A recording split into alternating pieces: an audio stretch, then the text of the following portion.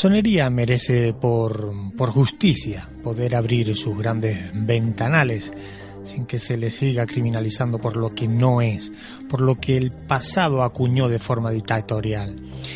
La masonería actual representa modernidad de semblanza y arraigo a los auténticos usos y costumbres. Merece respeto y, por qué no decirlo, respaldo por parte de la sociedad.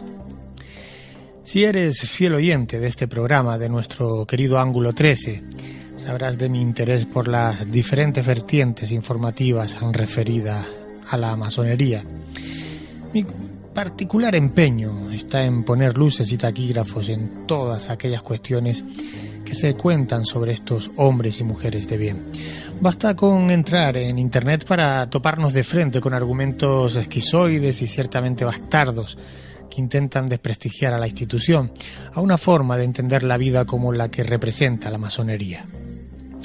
En la red de redes y por derivación en programas de radio, televisión y muchos artículos de prensa, los autodeterminados menseyes de lo sabiondo y muchas veces de lo hediondo presumen de ser aventajados informadores sobre asuntos que en muchos casos únicamente atañen a la masonería, pero que con redacciones llenas de despropósitos y escritas sobre papel poco higiénico, estos ególatras dicharacheros convierten en verdades absolutas. Esta noche buscamos respuestas sencillas y planteamos sencillas preguntas para que queden en el aire, para que perforen tu curiosidad y puedas navegar sin prejuicios sobre ella. También, y voy a decirlo, con total probabilidad pondremos la cara roja y la vergüenza a flor de piel a más de un masón, de algunos que utilizan mandiles para sentirse dioses, intocables, grandes arquitectos de su propio universo. Esta noche nuestra protagonista es libre, grande y universal y se llama masonería. Bienvenida al 7º programa de la 8ª temporada. Bienvenido y bienvenida a Ángulo 13. Comenzamos.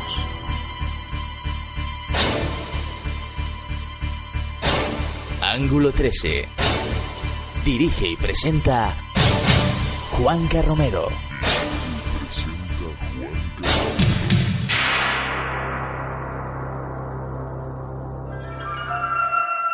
Dice la leyenda que en el siglo X a.C., el rey Salomón delegó en el gran maestro Hiram Abib la construcción del templo de Jerusalén.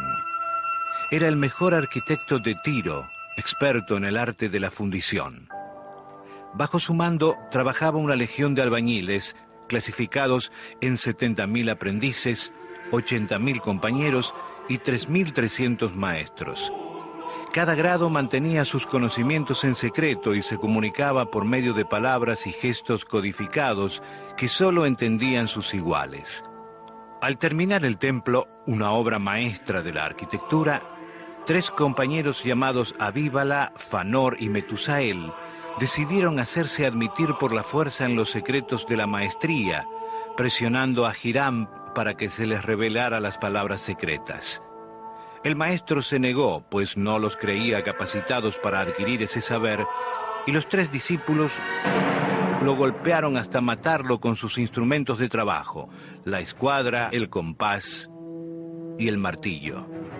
Llevaron el cuerpo de Hiram al Líbano y lo enterraron en un bosque.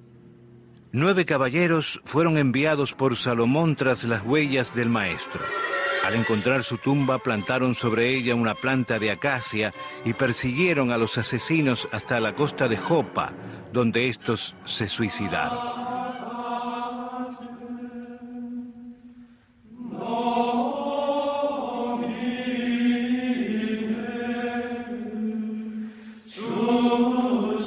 Inevitablemente, la masonería conecta con muchos conceptos mitológicos, más allá incluso de la recurrida idea de los griegos clásicos, aportando el rango de fundadores a diferentes personajes bíblicos como Moisés, Noé o el discutido y controvertido Adán.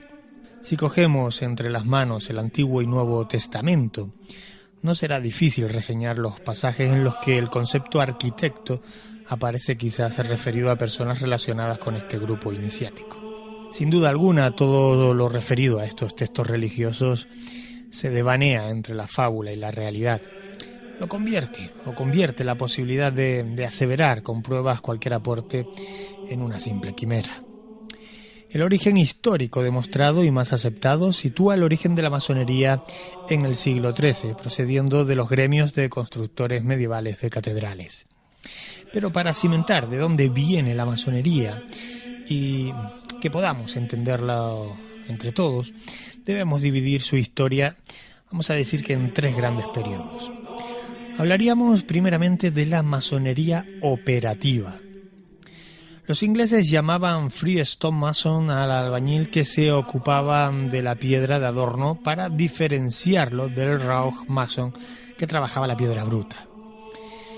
Es la primera mención histórica que derivaría en el término francmason, freemason, y acabaría por designar a los seguidores de la masonería. Los albañiles, constructores de grandes catedrales, llegaban al sitio de la obra, a menudo de diferentes países y de diferentes lugares del propio país. Lo primero que hacían era edificar la logia. La logia era el taller donde iban a vivir durante años. Guardaban las herramientas, formaban a los aprendices, transmitían sus instrucciones, las técnicas del gremio. Vamos a decir que era un ambiente cerrado a las personas que no habían sido admitidas para pasar esa ceremonia de iniciación en la que debían jurar fidelidad para que esos conocimientos no salieran de ese círculo de la construcción, ¿no? Así pues debemos entender a las logias como una especie de escuela profesional o técnica donde se enseñaba cálculo, geometría, física, a interpretar planos. Todo esto en un mundo mayoritariamente inculto, hay que decirlo, totalmente analfabeto. Bien, pues dentro de estas escuelas, digamos que la incultura no cabía. Ahí podía hablar libremente entre los hermanos de la cofradía de ese gremio, sin reparos. Todos, hay que decirlo, pertenecían al gremio de los constructores, y todos tenían derecho a hacer uso de la palabra. Las grandes obras arquitectónicas que se desarrollaban durante años requerían además una organización precisa y reglada para que esa jerarquía funcionase de forma perfecta. Existía un maestro albañil que dirigía las logias. En cada logia trabajaba una docena de albañiles o masones de diferentes categorías: los maestros, los compañeros, los aprendices. La admisión en el gremio exigía haber nacido libre y ser de buenas costumbres.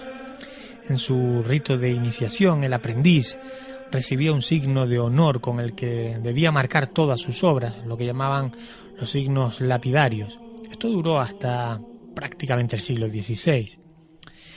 Eso sería, vamos a decir, el primer grupo, la masonería operativa.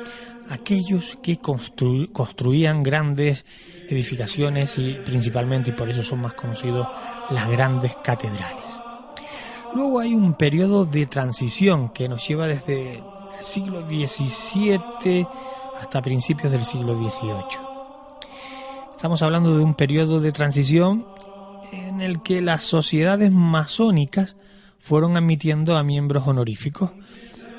Vamos a decir que son personas o eran personas ajenos a la profesión de constructor, pero de alguna manera consideraban, en una época en la que ya no se fabricaban o construían, mejor dicho, tanta catedral, digamos que consideraban que eran personas apropiadas para formar parte de la logia, ¿no? Es que la decadencia de las técnicas en cantería, el ensamblaje de las piedras, las técnicas generalizadas, supuso que poco a poco fueran desapareciendo las logias de cantería. Así algunas logias fueron aceptando a miembros profanos hasta ver cómo todos sus miembros fueron sustituidos por masones que nada, absolutamente nada, tenían que ver con el mundo de la construcción. Cada vez era mayor el número de esos asimilados, mientras que el elemento operativo acabó desapareciendo por completo. Y luego ya entramos en esa tercera parte histórica, que es la que nos lleva hasta la masonería especulativa, que es la que podemos conocer hoy en día, la que se practica actualmente.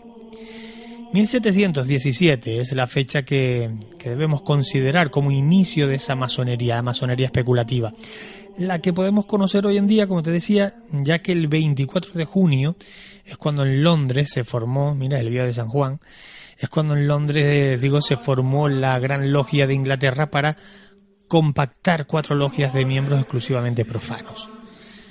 Para adoptar un cuerpo oficial jurídico, de algún modo se redactaron unas constituciones por parte de 2 pastores protestantes. Creo recordar que fue James Anderson y Teófilo de Saguier o de Saguiles o algo así se llamaba. Bueno, pues en 1723 fue publicada la primera edición de lo que se conocen como las Constituciones de Anderson y se convirtió en la Carta Magna de la masonería universal.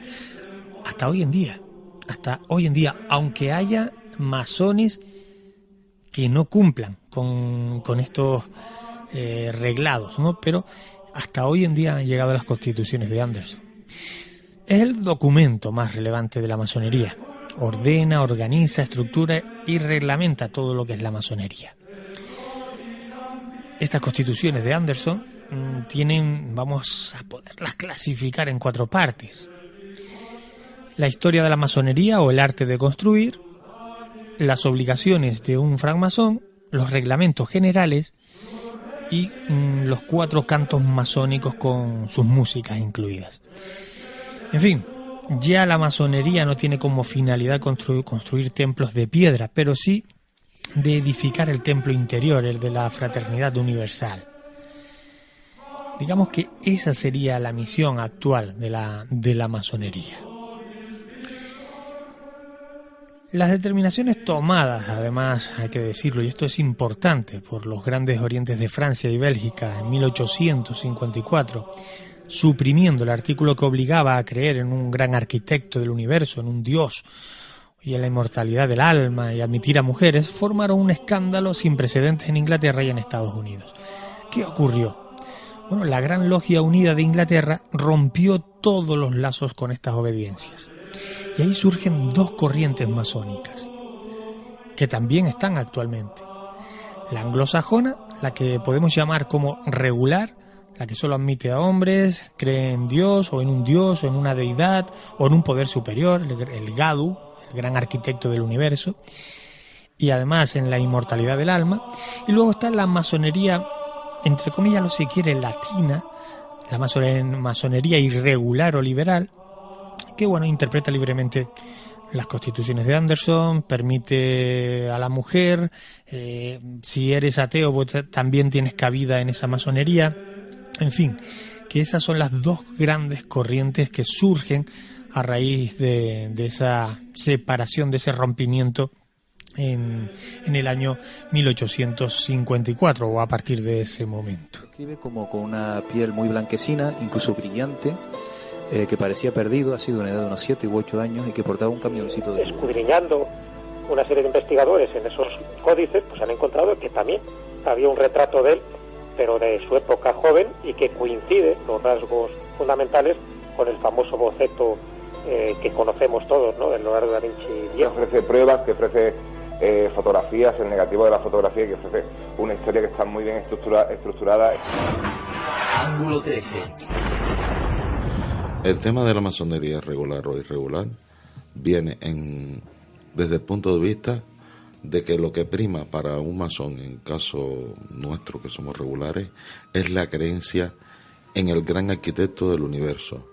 Es una forma de decir Dios en todos los idiomas. Es considerar o creer que allá arriba, o donde sea, hay una energía, un poder superior más grande que tú, que no quiere decir que te trace las pautas, pero que es lo mismo, era un sueño templario. Ahora hay una frase que ya para mí es mía, eso sí me declaro mi autoría, y cuando hablo con católicos, de otras facciones, les pregunto, si tu Dios no se llama igual que mi Dios, ¿qué importa cómo lo llames tú o lo llame yo si Él es Él? Por cuanto ahí ves la grandeza de nuestra orden. Da lo mismo que seas católico, musulmán, que creas en Mahoma, que creas en Alí Baba y los 40 ladrones. No nos preocupa, estás creyendo en un poder superior. Es válido. Pues entonces, cuando la Gran Logia Nacional de Francia en un momento decidió suprimir esa creencia, fue donde vino la ruptura entre masonería regular e irregular, nada más. No hay otra cosa rara. Interesante aportación que hace el venerable gran maestro Marino de Armas. Además, puedo presumir, y si él me lo permite, de ser su amigo. Este es un breve corte que he extraído de una entrevista que realizamos en este mismo programa, en este Ángulo 13, hace ya algunos años. Tu forma de ver las cosas. Tu ángulo de visión. Periodismo de investigación. Ángulo 13.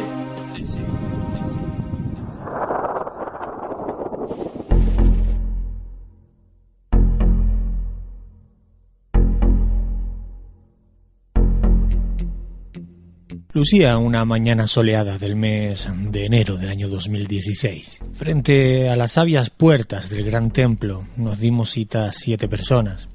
5 de ellas masones, un técnico, y agradecido por la invitación estaba yo, invadido por el entusiasmo y poseído por la responsabilidad de estar junto a grandes maestros de la masonería. Tras el gris enrejado, 2 poderosas esfinges, guardianas, escoltando las amplias escaleras que conducen hasta las colosales puertas de color verde. Fue el técnico quien hizo girar la llave. Sonó el crujido de la centenaria madera y desde las comisuras llenas de herrumbre saltó una fina nube de polvo que hizo estornudar a uno de los rayos de sol que se colaban por la entrada. En el interior nos recibió un helador manto de abandono. El olor a humedad se confundía con la sutil maraña de sensaciones. Avanzamos por un pasillo que se asomaba por mi derecha, lentamente observando cómo el abandono parecía estar a punto de estallar en 1000 pedazos. El motivo real de por qué estábamos allí en realidad ahora no viene al caso, pero de forma accidental sirvió para que aquellos hombres librepensadores, aquellos que de alguna manera conocen cada microscópico símbolo del tiempo plasmado en aquellas paredes y suelos, y además me permitían escribir unas líneas en mi libreta vivencial. Para no mentir, ya había estado dentro del gran templo en otras 2 ocasiones, pero ninguna de ellas estuvo embadurnada de tanta solemnidad en lo personal y en lo vivencial. La primera ocasión en la que entré por aquellas puertas estaba realizando el servicio militar. El edificio estaba ocupado por el ejército español, una secuela de las sucias manos del general enano que dictó y dictaminó algunas décadas en el Estado. Tuve que llevar esposado a un soldado para que fuese juzgado allí. Me tocó la desagradable experiencia por estar de cabo de la guardia aquella mañana. La segunda vez entré provisto por un casco y una linterna junto a otros que nos habíamos apuntado en una más que cutre actividad organizada por el ayuntamiento, el mismo ayuntamiento que por otra parte ahora deja morir esas paredes. Pero en fin, volvamos nuevamente a esos escombrados pasillos. El fondo de aquella galería asomaba con timidez y de ella unas pequeñas escaleras con 7 escalones que nos llevaron a un pasillo en el que se abría una extraña cavidad, oscurecida por la negrura de las sombras. Aquel túnel de negra piedra apenas dejaba verse en sus comienzos, apenas un par de metros, para seguidamente pasar al negro más absoluto. Y fue entonces cuando pude vivir una de las experiencias más profundas que jamás he vivido. Mis acompañantes, grandes maestros del aprendizaje continuo, me ofrecieron realizar el mismo camino que otros librepensadores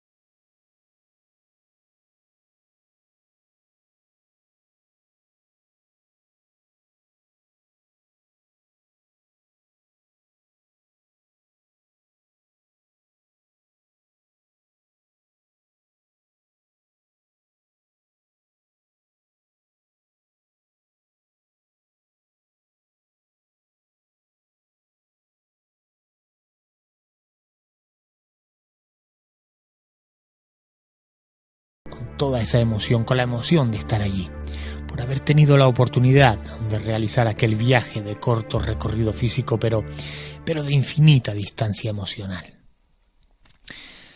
Allí, sin haberlo pretendido, se acabaron las fronteras, comenzaron a caer los últimos muros existenciales. El que tenga oídos para oír, que oiga. Editorial Cursiva pone todas las herramientas para que puedas publicar tu libro. Tú escribes y nosotros hacemos todo lo demás. Contáctanos a través de la página web cursivaeditorial.com. Editorial Cursiva. Vamos a dar mucho que leer.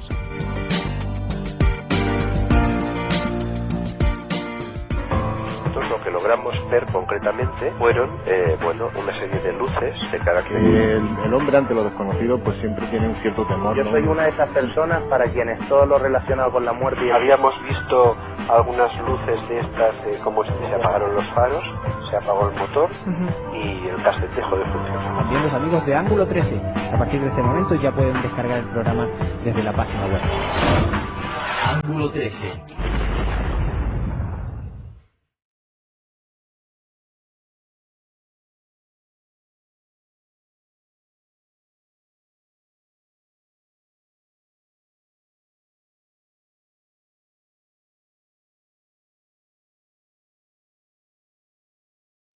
No es difícil encontrarnos un programa de radio o cualquier foro, en cualquier espacio de la red de redes de Internet, a personas opinando sobre masonería sin ni siquiera saber lo que significa ser masón. Y esa es quizás la pregunta que tenemos que hacernos esta noche en Ángulo 13. ¿Qué es un masón? ¿Qué es ser masón? El masón es una persona capaz de dedicar parte de su tiempo a hacer algo que no está orientado a una utilidad productiva o económica, sino que lo está hacia la reflexión, el cultivo de la amistad, el mejoramiento de su propia vida, compartiendo opiniones con otras personas.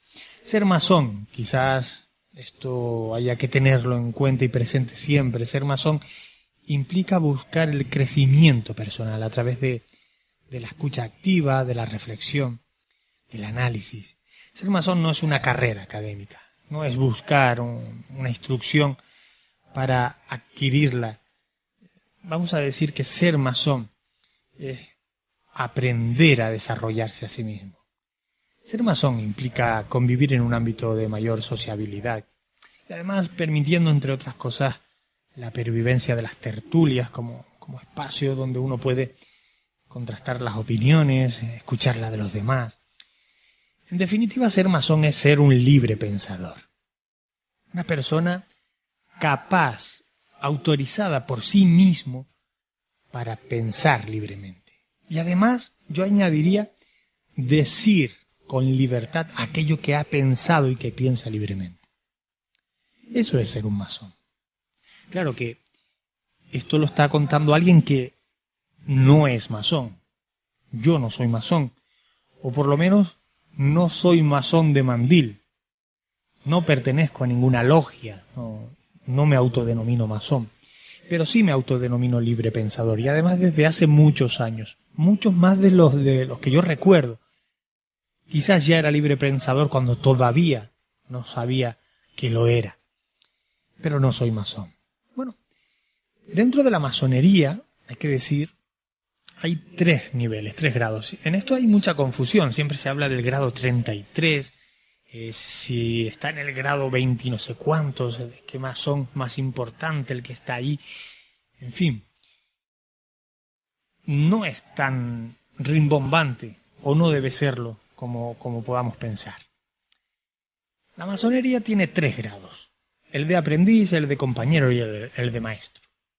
Aprendiz es el primer grado, el de los iniciados, con el que una persona se vuelve masón.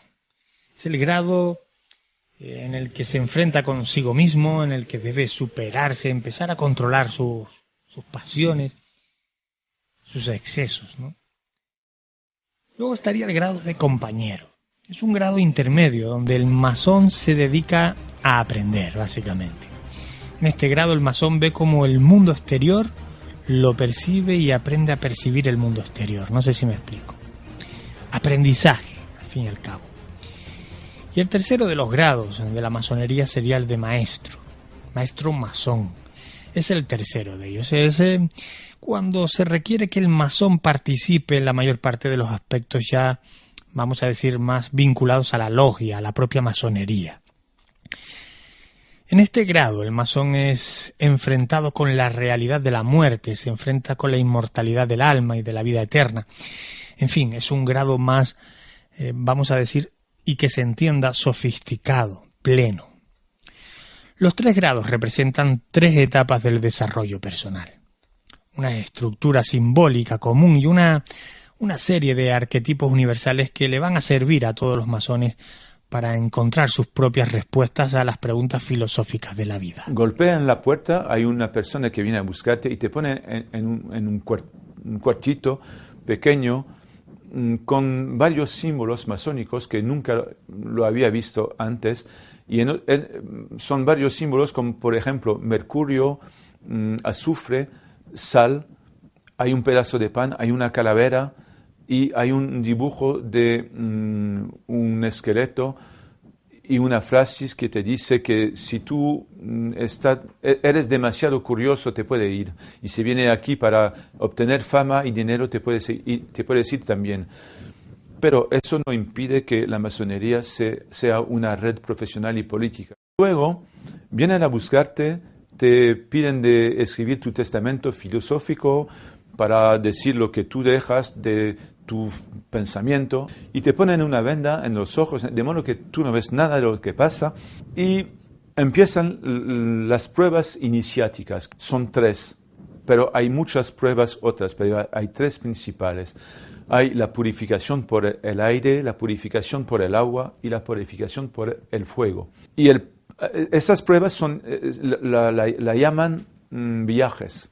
El primer viaje es muy tremendo, te hacen mover de un sitio de derecha a izquierda, de todos modos, de manera muy brutal. Y hay una música tremenda, hay escalones que subes, que se bajan brutalmente, y eso es muy intimidante. Cuando ha terminado ese primer viaje, es el segundo vigilante, pero tú no sabes nada de eso porque tiene los ojos vendados, te para brutalmente y dice, ¿quién va por ahí? Y el que te acompaña, que te hace hacer todos esos movimientos, entonces responde para ti y dice, es un hombre que está en la tiniebla y busca la luz. Y el vigilante dice en ese momento, bueno, si busca la luz es un hombre de buenas costumbres, entonces puede pasar. Y que sea purificado por el aire. Y entonces tú sientes una corriente de aire en el rostro. Eso lo hacen con un abanico, pero en ese momento el candidato no lo sabe. Y luego cuando se termina eso, te quitan la venda y te hacen ver lo que ellos llaman la luz masónica, que es la luz de la sabiduría, que es el triángulo con el ojo y que tiene mucha luz.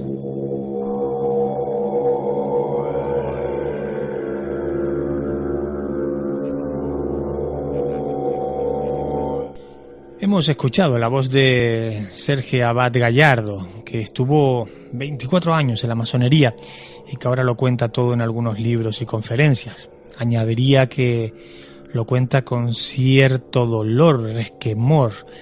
Quizás después de tantos años en la masonería esté dolido por alguna cuestión, una serie de cuestiones concretas.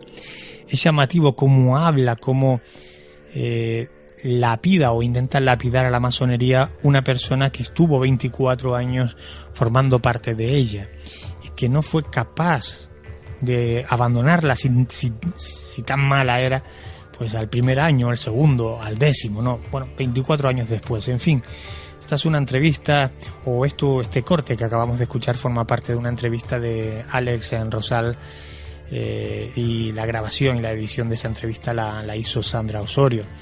Bueno, pues hablaba de la iniciación masónica en esa introducción. La iniciación no es un fenómeno puntual y momentáneo, sino que es un proceso paulatino, que pueda representarse en una ceremonia, pero es un proceso paulatino. La iniciación no se da, la iniciación se provoca.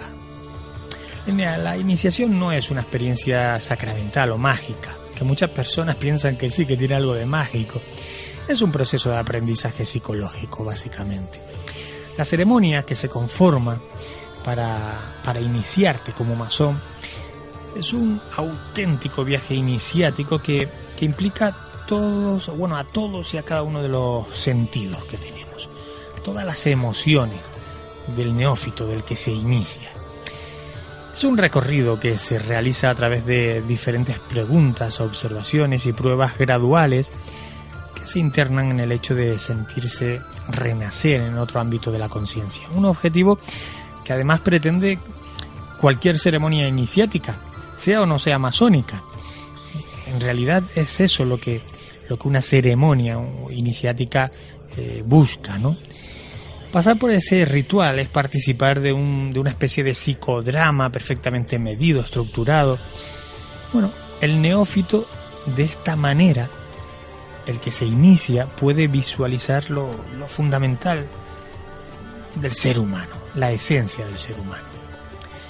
A partir de este ritual, si es capaz de seguir trabajando, puede construir ese crecimiento personal al que aspira cualquier masón que entra o es admitido en una logia, ¿no? En esencia es el inicio de un camino que la masonería te puede señalar, pero tan solo cada cual puede andar. Es un camino individual dentro de un colectivo, de un global. Para poder pertenecer a la orden masónica, la persona interesada se debe someter a una votación. Esta votación es secreta, se prohíbe revelarla y se realiza depositando en una bolsa pelotas blancas o bolas blancas y negras. Si sale una sola bola negra, el proceso se da por finalizado. Pero si todas las bolas son blancas, se da inicio a un misterioso y curioso ritual, un poco de lo que te hablaba yo antes, ¿no? La masonería no puede revelar los detalles de lo que ocurre en estas ceremonias. Sin embargo, no nos engañemos. Hoy en día tecleas en YouTube ceremonia masónica y se pueden descargar fotografías y vídeos a montones. Unos más teatreros que otros, unos más perfectamente inducidos o intencionados que otros. El futuro integrante de esta orden debe vendarse los ojos y descubrirse un hombro y un pie. En esto hay alguna variante, pero bueno, en esencia esta puede ser la más conocida. Luego, pasado esto, acepta una serie de compromisos con sus nuevos hermanos y se pone al servicio de la logia con sus conocimientos. Esta promesa se sella y se da la bienvenida al nuevo miembro, quien además comienza con el nivel de aprendiz, esa categoría base o primer escalón del que hablábamos antes. A partir de ese momento empieza su lucha por convertirse en un mejor ser humano y en esencia cumplir los principios básicos de la masonería: igualdad, libertad, fraternidad y respeto. Respeto por todo, por la diversidad de pensamientos, por las diferencias, ¿no? Además, se debe procurar no entablar discusiones nunca relacionadas con política ni religión. Dentro de las logias no se habla de política y religión. Luego hay excepciones, ojo, no estandarizadas, sino que deberían de ser perseguidas por la propia masonería, pero hay masones que dentro de logias hablan de política y religión. Bueno, pues están de alguna manera prostituyendo uno de los pilares básicos de lo que debe ser la masonería. Pero bueno, de prostitución masónica hablaremos un poquito más adelante en este ángulo 13 de esta noche. Lo que logramos ver concretamente fueron una serie de luces de carácter. El hombre ante lo desconocido pues siempre tiene un cierto temor. Yo soy una de esas personas para quienes todo lo relacionado con la muerte. Habíamos visto algunas luces de estas, como se apagaron los faros, se apagó el motor y el casete dejó de funcionar. También los amigos de Ángulo 13, a partir de este momento ya pueden descargar el programa desde la página web. Ángulo 13. viene del fondo del tiempo, fraterno y universal, labrando la piedra bruta, martillo, escuadra, compás, igual entre sus iguales, hermano rumbo de luz, de la mano del silencio, aprendiz de la virtud. Tres golpes tienen sentido para el que sabe escuchar, desentrañando misterios, practicando el arte real. En el taller La Colmena, trabajando sin cesar, gloria del gran arquitecto, hermano en la libertad, gloria del gran arquitecto, hermanos en la igualdad, gloria del gran arquitecto, hermano en fraternidad.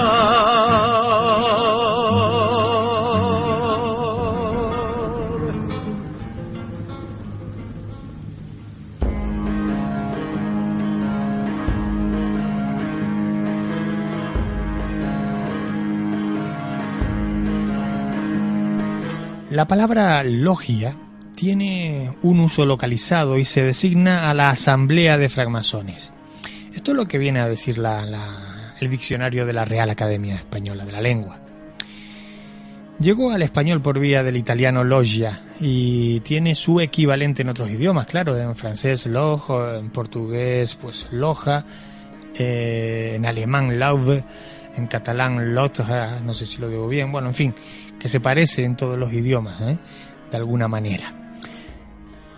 Una logia es una galería o un corredor techado abierto al menos en uno de sus lados al exterior y se forma por arcos soportados por columnas.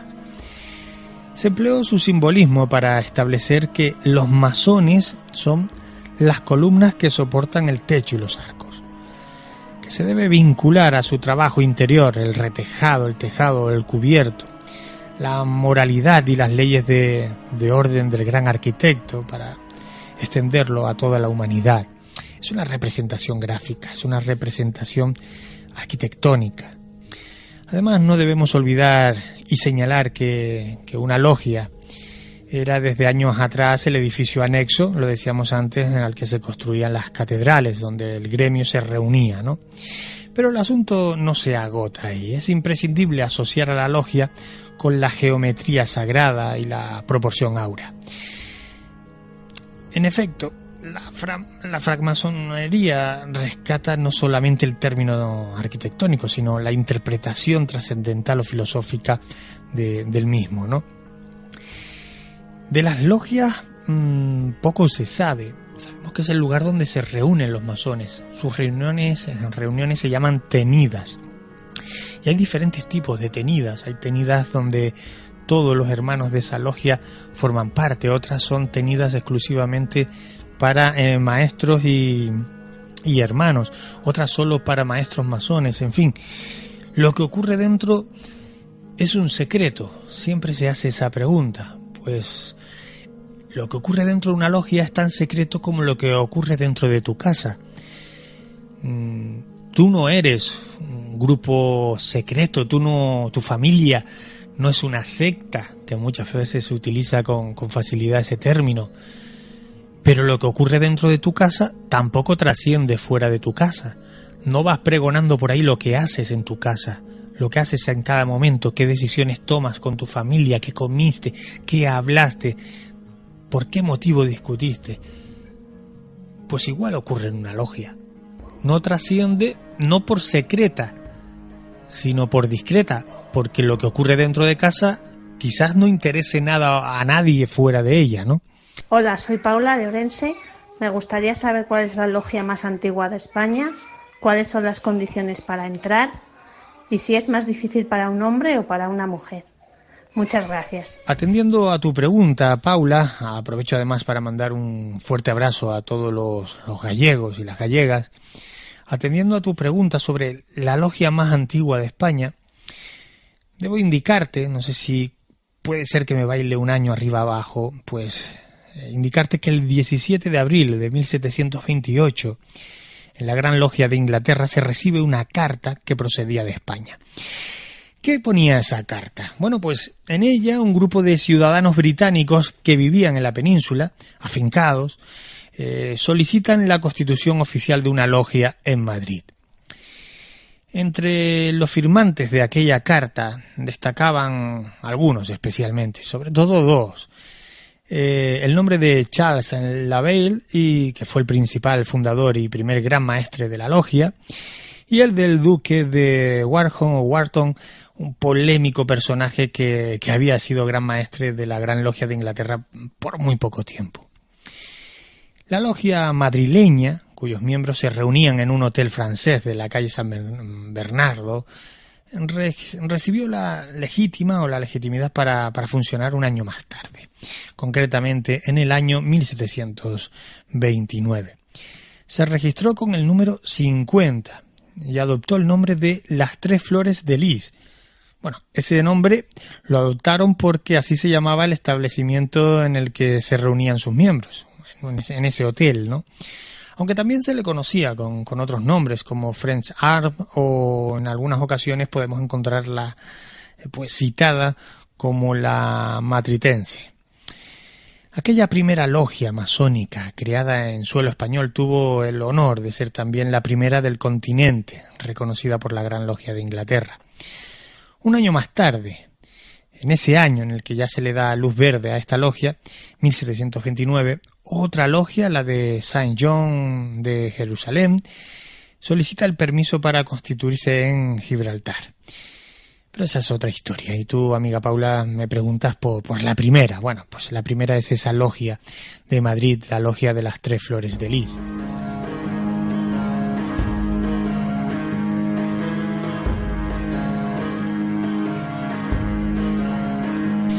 También preguntas por qué hay que hacer para entrar en una logia y si es más difícil para un hombre que para una mujer. Vamos por pasos.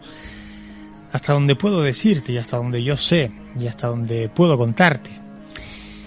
Las condiciones para entrar en la logia o en una logia pueden variar de una a otra. Puede variar si estamos hablando de una logia, vamos a decir, regular o irregular, de cómo de serio sea el planteamiento de esa logia, porque no todas las logias se rigen de la misma manera.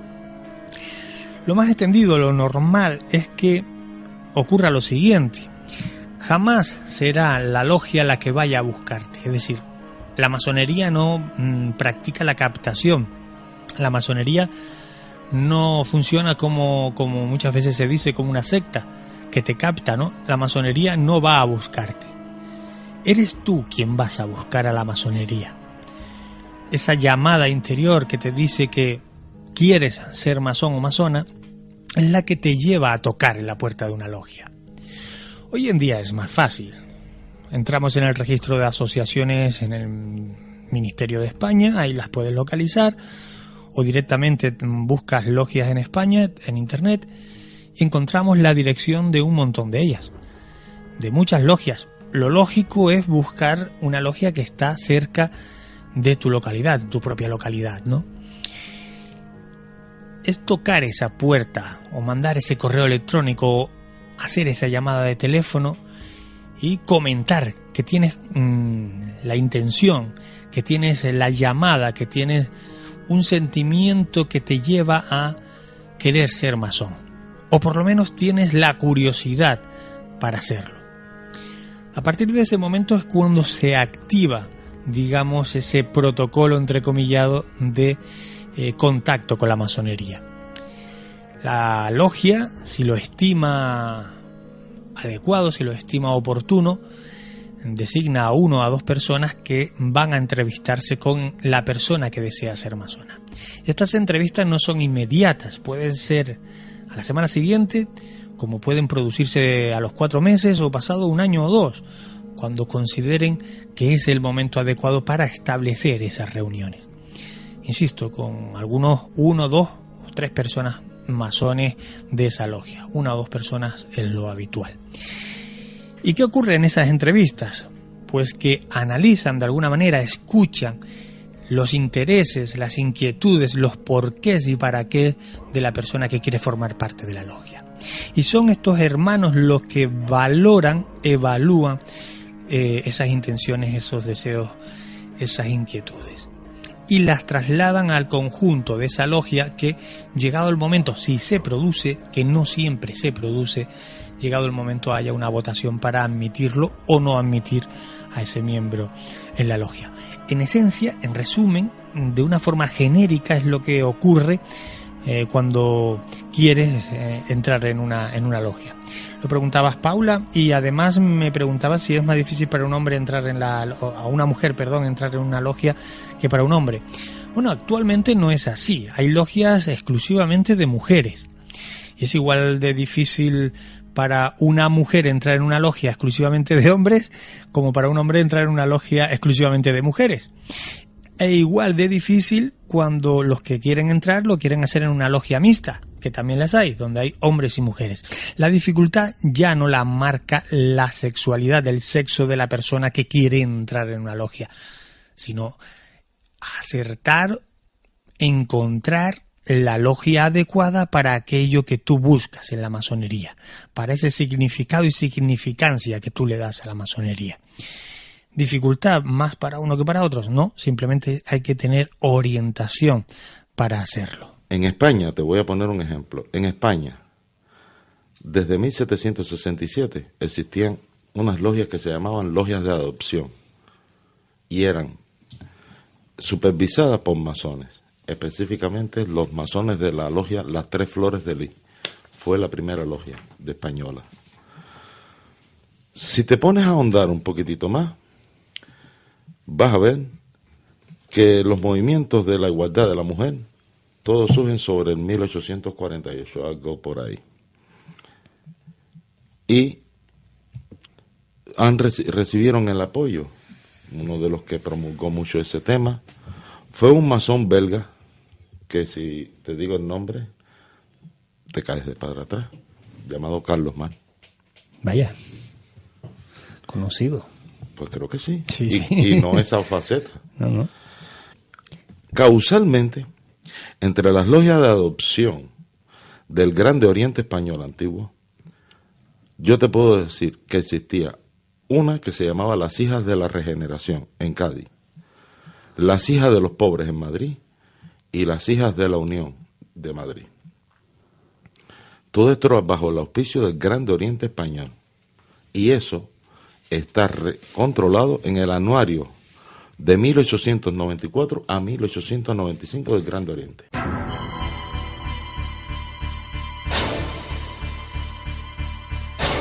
Ángulo 13. Dirige y presenta Juanca Romero.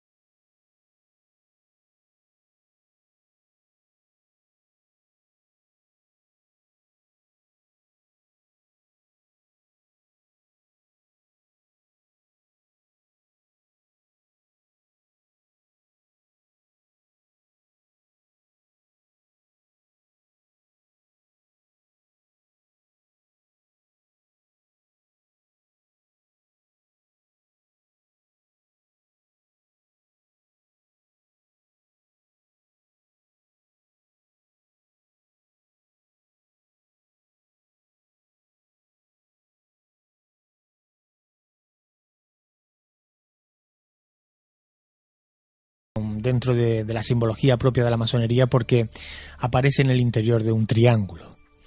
Podemos encontrarla también representada cabalísticamente entre algunos triángulos entrelazados, por ejemplo. Con mucha frecuencia la estrella flamígera viene acompañada por un ojo, el ojo que todo lo ve, eso seguro que te suena, ¿verdad? Es representativo de la continua observación del gran arquitecto del universo, el que los masones identifican como Gadu, el gran arquitecto del universo, Gadu.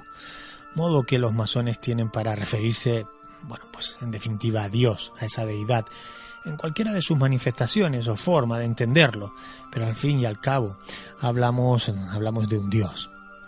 Luego la letra G es la representación de Dios, de las leyes, de un principio, vamos a decir, creador. Su simbolismo está constantemente expuesto a discusión. Mientras para unos muestra la inicial de la palabra God, Dios en inglés, para otros la letra G se referiría a la palabra geometría. Geometría. También podemos encontrar opiniones que apuntan a la palabra gnosis, ciencia por excelencia, supremacía de la sabiduría. En fin, la letra G, que suele estar incluida entre esa escuadra y ese compás. Luego un típico y un tópico, pero es así, el suelo con los colores del ajedrez, suelo con cuadrículas negras y blancas, ese pavimento cuadriculado en negro y blanco que representa lo activo y lo pasivo, lo fácil y lo difícil, el bien y el mal, lo vertical y lo horizontal. El suelo de mosaico forma parte de los antiguos símbolos. Nos llevaría incluso hasta el antiguo Egipto, a los ritos esos dionisíacos. Si atendemos a conceptos más orientales, estaríamos frente a la representación de la lucha entre el bien y el mal, el yin, el mal, contenedor de las energías negativas, femeninas, oscuras, el yang, que es el bien, contenedor de las energías positivas, luminosas, masculinas, centrífugas. Estaríamos en esencia frente a la representación armónica y alternante de los ciclos, los ritmos de la naturaleza y el propio cosmos. Esa cuadrícula blanca, esa cuadrícula negra. El color blanco representa las energías celestes, el negro a las terrestres. El suelo ajedrezado destaca las virtudes y la capacidad de quienes se atreven o quienes pisan sobre él. Escribe como con una piel muy blanquecina, incluso brillante, que parecía perdido, ha sido una edad de unos 7 u 8 años y que portaba un camioncito de... Escudriñando una serie de investigadores en esos códices, pues han encontrado que también había un retrato de él, pero de su época joven, y que coincide los rasgos fundamentales con el famoso boceto que conocemos todos, ¿no?, del Leonardo da Vinci viejo. Que ofrece pruebas, que ofrece fotografías, el negativo de la fotografía, que ofrece una historia que está muy bien estructurada. Ángulo 13. Los masones insisten en que son una hermandad inocente que no tiene lazos con poderes políticos ilegítimos. Ha habido símbolos masónicos hasta en la toma de posesión de presidentes de Estados Unidos. Este es George Bush padre, jurando su cargo en enero de 1989. Millones de personas siguen este acto, pero lo que no ven es que la Biblia que sostiene Bush está llena de signos y símbolos masónicos. Es la misma Biblia que utilizó George Washington para jurar su cargo 200 años antes. Esa Biblia contiene el alfabeto secreto de una de las órdenes sociales y espirituales más antiguas y poderosas del mundo.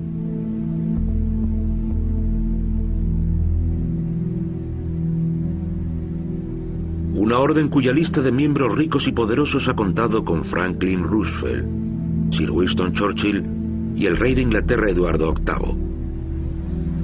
Puede que sea precisamente porque hay tantos masones en posiciones de poder en el mundo, por lo que el público general cree que son algo más que un club de hombres.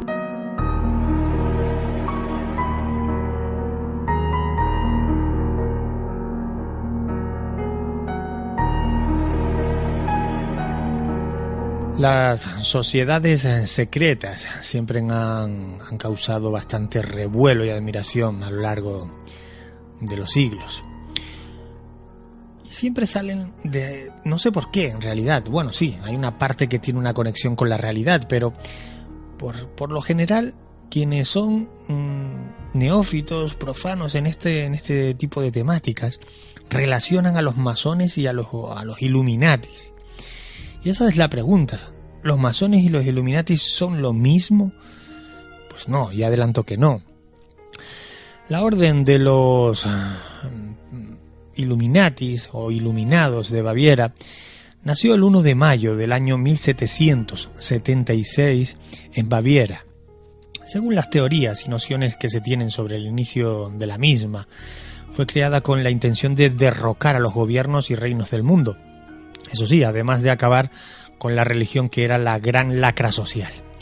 Tras ello se instaura un nuevo orden mundial, o esa era la intención que se tenía en un origen.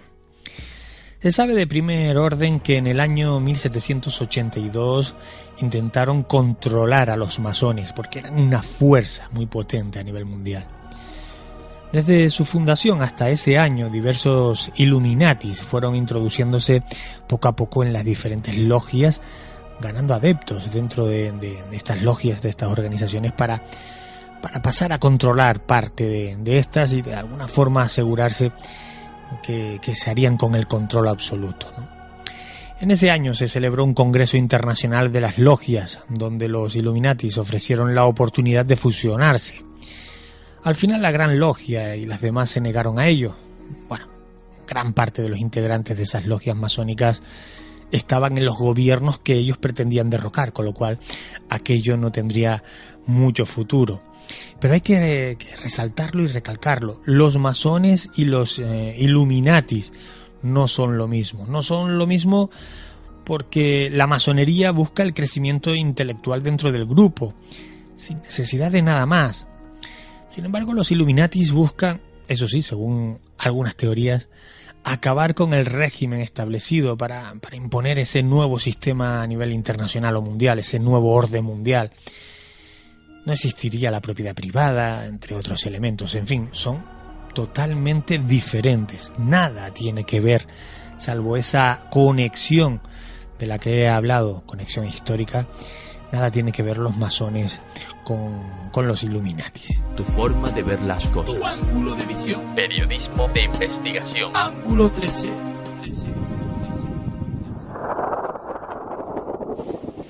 No ha habido en nuestra nación ninguna rebelión ni conato de traición contra la patria que no se fraguase en la sombra de las logias masónicas. Y aún hoy, liberada España de esta carroña, todavía esas insignificantes marejadas políticas, por mucho que se disfracen, obedecen siempre a la intriga y a la oculta inspiración de los masones expatriados. Buenas noches, Juanca. Mariluz, desde Salamanca. Enhorabuena por tu programa. Estoy muy contenta de que hayas vuelto. Mi pregunta es cierto que Franco quiso entrar en los masones y como no le admitieron, por eso los perseguía? Muchas gracias y buenas noches.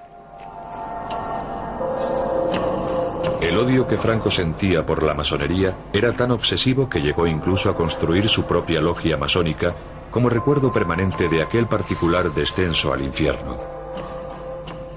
Con un esmero patológico, reunió todo tipo de extrañas reliquias, símbolos para él del anticristo y del antiespañolismo del que debía salvar a la madre patria. Y por lo tanto, la masonería, al igual que el comunismo, estaba prohibida. Franco presidía un sistema judicial en el que la pena máxima por un acto de subversión era la muerte. Ni a pesar de las advertencias de sus colaboradores, temía tomar él mismo la decisión final.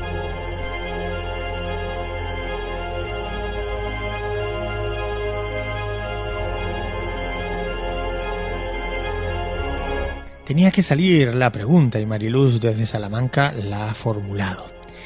La fijación, la relación del criminal, asesino y además gobernante de las Españas, el general Franco. Ese criminal tuvo una relación con la masonería. Pues sí, bueno, eso es lo que preguntabas y efectivamente Franco y la masonería tuvo mucho que ver, para bien y especialmente para mal. Todo el mundo conocía la fijación que el dictador Francisco Franco tenía con los masones. Además de unirla con los judíos, algunas veces, motivo por el cual no reconoció nunca, por ejemplo, el nuevo Estado de Israel, ni mantenía relaciones diplomáticas, además, ¿no? Se debió a que no quería tener relación con esta gente. Él mezclaba todo, masones y judíos. Su odio a los judíos también le hizo no reconocer los daños que la Inquisición hizo a los judíos que vivieron en España. También estuvo a punto de no condenar el holocausto nazi. Al final cedió y lo hizo, básicamente para obtener el apoyo de los Estados Unidos, porque aparte de todo lo que fue Franco, también fue un grandísimo interesado, el actor secundario Bob de Europa, ¿no? Y tanto daño que hizo. En fin, en la España franquista, el insulto de masón, eres un masón, se convirtió en uno de los peores, junto a que te llamaran rojo. Normalmente iban de la mano, eres un masón, eres un rojo masón, ¿no? O eres un masón, un judío masón. Bueno, mucha gente teme o rechaza la masonería, pero Franco no los rechazaba. Franco es que los odiaba con toda su alma, era enfermizo. En el año 1979, la organización fue de nuevo legalizada en España, la masonería. Esto ocurrió tras la muerte de Franco en el año 75, que junto al Vaticano los pusieron peor que a la mafia italiana, podemos decir. Algo que los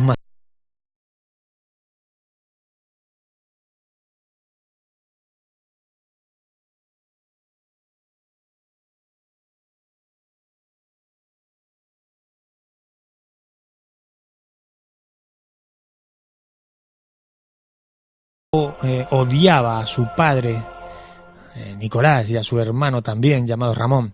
Las razones son delatoras. Tanto su padre como su hermano eran conocidos masones, pero él no pudo llegar a convertirse en uno. Franco quiso ser masón, pero fue rechazado al menos 2 veces. No fue admitido en las logias. También es verdad que Franco podía odiar a su padre por otros motivos, ya que su padre abandonó a su madre por otra mujer. Tanto que al morir su padre, Franco se negó a asistir a su entierro, o al menos eso es lo que se recoge. Ahí pudo estar el origen de su odio y veto a lo masón. Además, Franco obedecía a la Iglesia Católica, que también odiaba a los masones. Pero aún así hubo algunos casos en los que Franco tuvo que ceder con el pueblo judío y otras iglesias, principalmente por intereses políticos, como siempre. Por ejemplo, Franco dejó regresar a algunas familias judías a España, familias que estaban separadas, y lo hizo por intereses. Hay una anécdota que lo va a ilustrar bien. Hay una anécdota que tuvo lugar cuando los emisarios del presidente de los Estados Unidos vinieron a la finca del Pardo y para reunirse con Franco. Estos siempre habían querido visitar España y, en fin, estrechar las relaciones con España.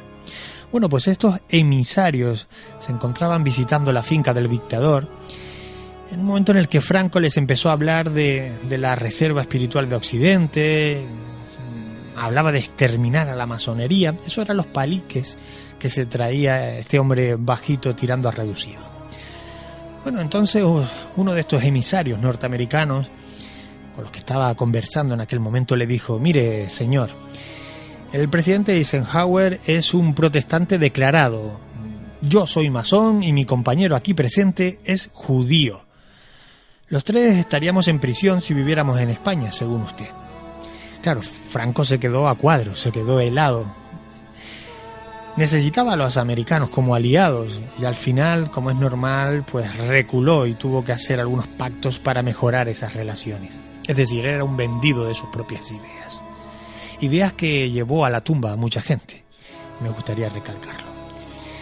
En fin, esa relación de Franco y la masonería, pues sí, la pregunta que nos hacía Mariluz, toda la razón del mundo, fue rechazado para entrar a la masonería. Por los propios masones fue considerado no apto. Y luego el resto ya lo sabemos. Tampoco fue apto para otras muchas cosas. En fin, de aquellos tiempos, esto es en los que estamos. Documentalmente, y eso sí, documentalmente, Se sabe que Franco culpaba a la masonería de la pérdida de las colonias. Este es un hecho cierto y que está perfectamente documentado. Franco sabía perfectamente también que la masonería había intervenido en algunos de los momentos cruciales de la historia de España, como por ejemplo en el pronunciamiento del general Riesco. Eso también lo sabía.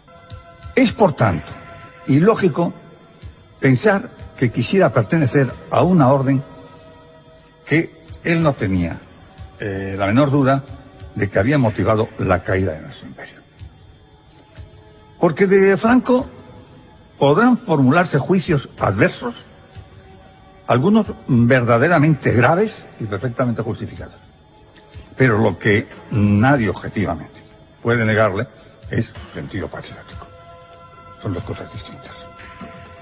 Resulta, pues, desde mi punto de vista, y plantear así la cuestión, resulta, pues, impensable que desearse pertenecer a una logia masónica que él consideraba que precisamente esos lugares, que precisamente esas logias, que precisamente esas órdenes, eran precisamente las que habían causado el mayor desastre en la historia de España. Tu forma de ver las cosas. Tu ángulo de visión. Periodismo de investigación. Ángulo 13.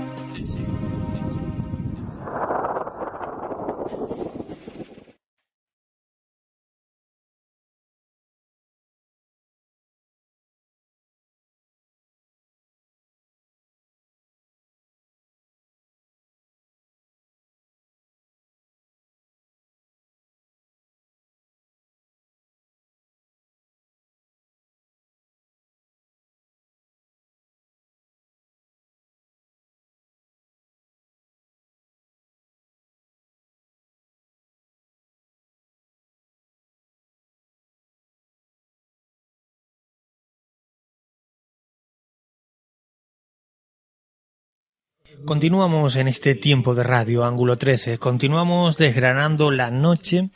Sigue siendo una noche cálida, aunque algo ventosa. El aire no quiere dejar pues su combate y entrar en tregua. Tampoco es necesario. En fin, viene bien para refrescar estas noches de verano. Vamos a hablar ahora de digamos, una vertiente muy concreta dentro de la masonería, concretamente de la masonería española. Y dentro de la masonería española me gustaría hacer un alto, calmado, sosegado en la medida de lo posible, para referirme a la Gran Logia de España. Para los profanos, para quienes no conocen en profundidad de esas cuestiones relacionadas con la masonería, Debo decir algo o remarcar un punto importante. La masonería española no está exclusivamente representada por la Gran Logia de España.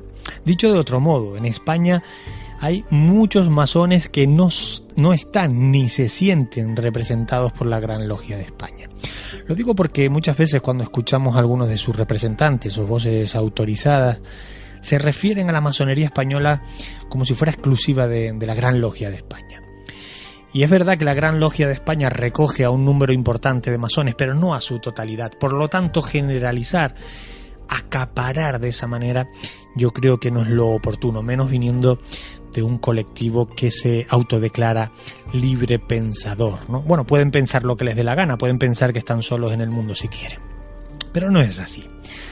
La Gran Logia de España tiene una representación importante, pero no son los únicos.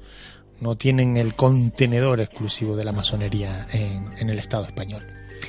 La Gran Logia de España fue constituida de forma oficial en el año 1982, mientras un tal Naranjito, te acordarás, andaba por las calles dándole patadas a un balón de fútbol, el año del Mundial en España.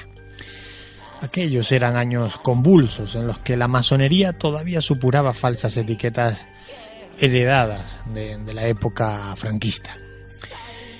El concepto que la gran mayoría de la población tiene de la masonería está aún hoy en día muy alejado de lo que en realidad supone el contexto y la filosofía de esta entidad discreta, filantrópica, relacionándola siempre con conceptos distorsionados, conspiranoicos. Insisto, la masonería no es eso. Dejando en capítulo aparte la dura persecución franquista, la masonería debe entonar el mea culpa. Sobre todo en todo lo referido a esa transparencia, a ese escaparate para una sociedad democrática en la España del siglo XXI. La masonería tiene un duro trabajo que realizar, y que desde el punto de vista de este que les habla, un profano, un libre pensador sin mandil, desde el punto de vista de este que les habla, digo, gran parte de esa opacidad actualmente la tiene la propia masonería, porque no sabe mostrarse, no ha seleccionado de forma correcta el escaparate adecuado, la ventana idónea para asomarse.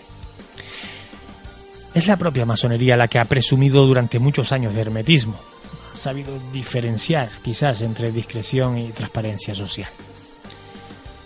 Es deber y obligación de la masonería española explicar a la población cuáles son sus intereses, sus mecanismos a la hora de funcionar, la importancia que tienen los valores masónicos. Pues ahí es donde yo quiero incidir, y vuelvo a retomar el nombre de la Gran Logia de España. Yo voy a ser muy crítico.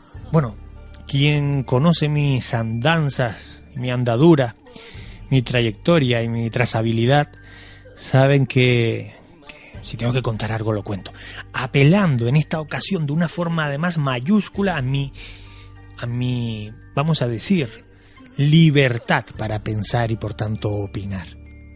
Por supuesto desde el respeto, aunque en algún momento pueda no parecerlo. Pero el respeto de verdad lo tengo como bandera, como carta de identidad. Pero no me voy a callar cuando algo no me gusta. Y dentro de la Gran Logia de España hay cosas que a mí no me gustan. Insisto, desde fuera. Y además reinsisto, y acuño el término. No hablo de cuestiones personales, porque no conozco personalmente al protagonista, a los protagonistas que voy a mencionar. Hablo simplemente desde un punto de vista público, lo que se ve, lo que se muestra en esa primera línea. Y de la Gran Logia de España hay cosas que no me gustan, digo, especialmente ciertas conductas públicas que tiene su gran maestro. Óscar de Alfonso Ortega, gran maestro de la Gran Logia de España. Si no recuerdo mal, si me equivoco, pues pido disculpas, desde el año 2010, recientemente renovado en su cargo. Este hombre de unos 50 años de edad es la cabeza visible de una parte de la masonería española. De una parte de la masonería española. Muy a su pesar, no está solo esa corriente masónica que él representa, hay más. Él pasó de rotario a masón. Ortega puede presumir de un llamativo periplo dentro de las consideradas asociaciones benefactoras. Curioso, ¿no? Porque yo he tenido la ocasión de hablar, entrevistarme, charlar, almorzar, incluso cenar y estar en alguna celebración con miembros del Rotary Club, rotarios. Los rotarios, por regla general, hablan peste de la masonería. Curioso, ¿no? Y cierto es que he conocido muchos masones que tampoco es que aplaudan la forma de trabajar de los rotarios. No seré yo quien hoy, por lo menos hoy, valore qué hacen unos o qué hacen otros, cuánto de, vamos a decir, de benefactor hay en un colectivo o en otro. Mi experiencia, solo mi experiencia, y de mí solo hablo, y no en boca de nadie más, me dice que en el Rotary Club, y por favor, si alguien se ofende, tiene el trabajo de desofenderse a tiempo parcial o tiempo completo. Desde el Rotary, ese carácter benefactor tiene mucho de postín, mucho de gala y corbata, mucho de aparentar. Dentro de la masonería no digo que no lo haya, pero no es un estándar ni un estandarte. Pero bueno, en los últimos tiempos, el gran maestro de la Gran Logia de España tiene entre sus entretenimientos estas cosas de publicar cosillas, mensajes, fotos en las redes sociales. Algo que a mí me parece perfecto, es una ventana a lo público, a lo social, al siglo XXI. Pero es que entre esos contenidos que él publica, insisto, desde el carácter oficial de la Gran Logia de España, Entre esos contenidos publica cositas, correrías oficiales y representativas en las que muestra una visión personal, vivencial de lo que supone para él la auténtica masonería. Sí, y así podemos encontrarnos. Ahora no, porque lo ha modificado, pero gracias a estas cosas de la red se hacen capturas de pantalla, se conservan, se guardan e incluso se publican en algunos artículos que voy ahora a compartir en el muro de Facebook de Ángulo 13. Puedes entrar a Facebook y verás en el muro el artículo que voy a colgar en un momentito. Un artículo que publiqué a finales del año pasado, relacionado precisamente a esto que comento ahora. Bueno, pues pudimos ver en su perfil público de Instagram la definición gráfica de lo que significa ser masón para el máximo representante de la Gran Logia de España. Insisto, ahora ya, si entras a buscarlo, ha editado algunos hashtags, pero ahí quedaron capturados.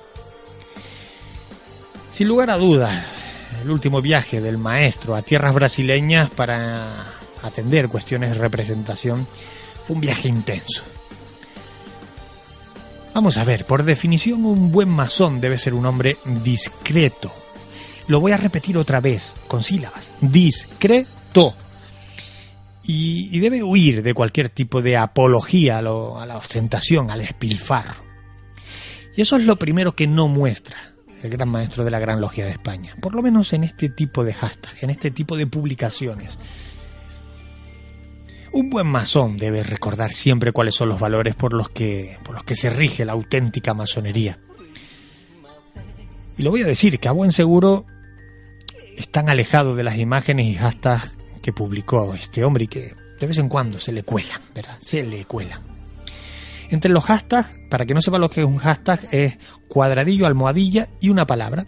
Son palabras referentes al contenido, que te ayudan en la búsqueda, que son alegóricas al contenido. Bueno, pues él publica algunas fotografías dentro de un jacuzzi, bebiéndose un coco con otro compañero masón de esas tierras.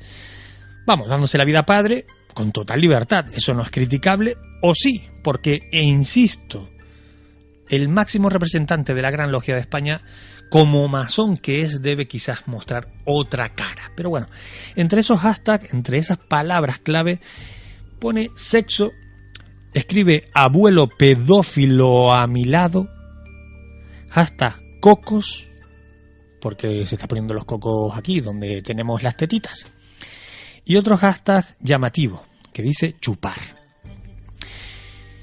Bueno, hay una frase además que pone que escribe literalmente: tapándome las tetas con 2 cocos, no pude resistirme a chupar de un coco. Bueno, cada uno que le dé la intencionalidad a la frase. Si la dices con naturalidad es tapándome las tetas con 2 cocos, no pude resistirme a chupar de un coco. La intencionalidad muchas veces tiene que ver, pero los hashtags son los que son: sexo, abuelo pedófilo a mi lado, cocos y chupar. Un buen masón, además de serlo, debe parecerlo. Y lo voy a decir, el gran maestro de la Gran Logia de España no lo parece ni de lejos. Ni de lejos. Y lo sé de primera mano, son muchos los masones que sienten vergüenza al ver las correrías de quien tiene entre sus manos la apertura de la masonería a la sociedad. Mira, vamos a ver, si el ciudadano de a pie percibe que el derroche y los malos modos, además del mal gusto en la dialéctica, forman parte de la filosofía masónica, entonces el trabajo aperturista se convierte en una quimera, en un truño. Óscar de Alfonso Ortega es un mal ejemplo para la masonería mundial, el antihéroe de todo cuento. No es veraz, no transmite masonería. No nos engañemos. Esta parte de la masonería también es verdad, también existe, y se ha convertido en todo un cáncer, en un tumor difícil de extirpar.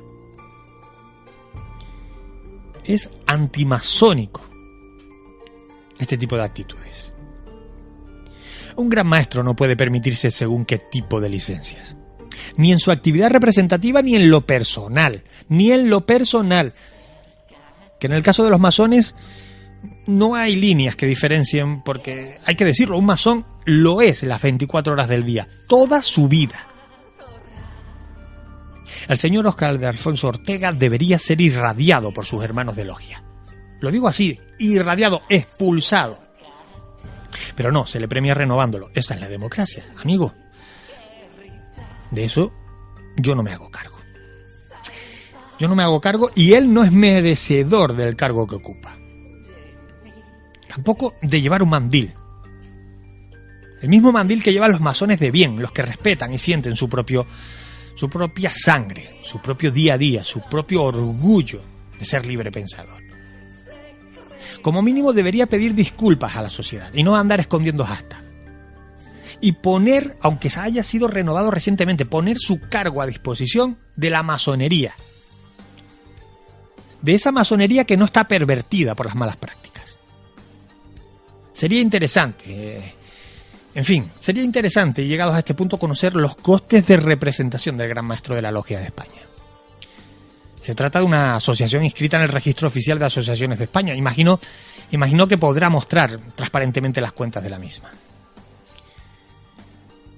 El artículo 14 de la Ley 1/2002 dice: las asociaciones han de disponer de una relación actualizada de sus asociados, llevar una contabilidad que permita obtener la imagen fiel del patrimonio, del resultado y de la situación financiera de la entidad, así como de las actividades realizadas por la misma.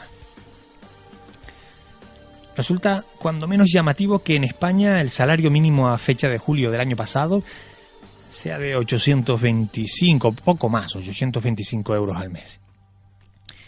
Y que según algunas fuentes, y solo algunas fuentes, siempre presuntamente, remarco en mayúscula, presuntamente, la Gran Logia de España maneje gastos de representación próximos a los 29.000 euros. Y hablo de datos de finales del año pasado. Si son erróneas estas cifras, bueno, pues que las hagan públicas. Yo lo pregunto, ¿puede conocer la ciudadanía, la que tiene mandil y la que no, las cifras de esta entidad? ¿Se pueden mostrar? ¿Son públicas ya que aparece registrada como asociación en el Ministerio de Interior? De estar equivocado y dando por hecho que todos los movimientos que aparecen reflejados en ese libro de cuentas o logia se justifican, que yo no lo dudo, seguro que se justifican, ¿de verdad reflejan lo que debe ser la masonería? La respuesta es sencilla. No la tengo. Y lo más parecido que te puedo decir es: ojalá se hiciesen públicas. Por el buen funcionamiento, por lo saneado, porque una masonería transparente no es la que convierte en vulgaris, o es el concepto filosófico y benéfico. Una masonería transparente es la que es capaz de sanear sus propios rincones antes de invitar a los demás a que los conozcamos, a que entendamos el funcionamiento de esa casa. Menos mal, y gracias al GADU, los buenos masones son mayoría y están alejados de diabólicos vicios de la distorsión. Lo digo con total transparencia, solamente nos queda esperar a que la revolución masónica llegue para recuperar de una vez por todas los antiguos deberes, usos y costumbres que tan grande hacen a la masonería con mayúsculas. Nos vamos a ver obligados a cribar entre hombres librepensadores, auténticos masones y los vendedores de la mentira. Muchos de ellos capaces incluso de poner el título de experto en masonería en una tarjeta de visita o en una biografía. Experto en masonería. ¿Qué es ser experto en masonería? Es que ni el masón es experto en masonería. El masón está constantemente aprendiendo, es un aprendiz hasta que se muere. ¿Experto en qué? A ver si queda claro, un masón no se convierte en tal únicamente porque se compre un anillo o un pin a través de eBay o AliExpress. La sociedad en su conjunto merece una masonería cristalina. Porque además, esa masonería existe, esa masonería es real. Y tú te estarás preguntando, ¿Juanca está indignado de verdad? Pues sí, estoy indignado de verdad. Y si tengo que responder en caliente, diré, tampoco sé muy bien por qué. No sé, me duele este tipo de actitudes. Me duele cuando algo tan, digamos, loable, tan necesario, que hay muchas opciones válidas en la sociedad, pero la masonería es una de ellas, cuando la conocemos, cuando la entendemos, cuando olvidamos los prejuicios. Que una entidad como esta se pueda ver infectada, ya no digo por gente de fuera, por ignorantes, por gentuza muchas veces, por intereses sociales, políticos, por incautos, por ineficaces, por analfabetos de la dialéctica y de la lógica. Mucho más grave me parece que sea infectada, atacada desde dentro. Y el gran problema que tiene la masonería, especialmente en España, es que huele mal porque dentro hay quien se hace caca, de forma intencionada. Se hacen literalmente caca dentro de la masonería. Es injusto. La masonería no merece eso. Pero solo le corresponde a la masonería curar esa enfermedad, esa lacra, esa pestilente llamarada que constantemente está quemando, abrasando lo que es la masonería en realidad. Ya sabes que este ángulo 13, por lo menos en esta temporada número 8, es más personal, es más íntima. Yo no estoy haciendo, para que no lo sepa, radio desde un estudio, como lo he hecho durante los últimos 20 y muchos años ya, 20 y pico. Ahora hago radio en la intimidad de mi casa, aquí, donde estoy ahora sentado, en este sillón, en este asiento de escritorio que va necesitando una renovación. En esta esquina sombría en la que solo el flexo ilumina parte de mi cara y de la mesa. En esta esquina de mi casa es donde yo ahora hago radio, porque me nace, me apetece, me lo pedía el cuerpo. Pero no me callaba las cosas antes y no me las callo ahora. Las buenas, las regulares, las malas, las pésimas, las que sean. Te lo quiero contar como lo siento y a lo mejor no te gusta mi forma de transmitirlo. De verdad que lo siento. Nadie está obligado a escucharlo. Pero te lo quiero contar como me nace. Para bien y para mal, que ya yo sé lo que va a ocurrir a partir de este minuto. Repito, las cuento como me apetecen, para bien y para mal. Quienes tienen capacidad crítica sabrán entenderlo, captarlo, cribarlo o incluso criticarlo y comentarlo. Yo te lo cuento así y tú, si quieres, me lo rebates como sepas o quieras. Pero esto es ángulo 13. Y no me voy a enredar más, que se nos echa tiempo encima y hay otras cosas que hacer, ¿verdad? Porque además la radio debe dar cabida a otro tipo de contenidos. Hasta aquí el ángulo 13 de esta semana. Metemos un jingle, buscamos la sintonía de cierre y casi que nos vamos.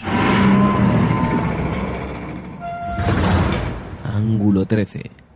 Un recorrido por la divulgación de fronteras.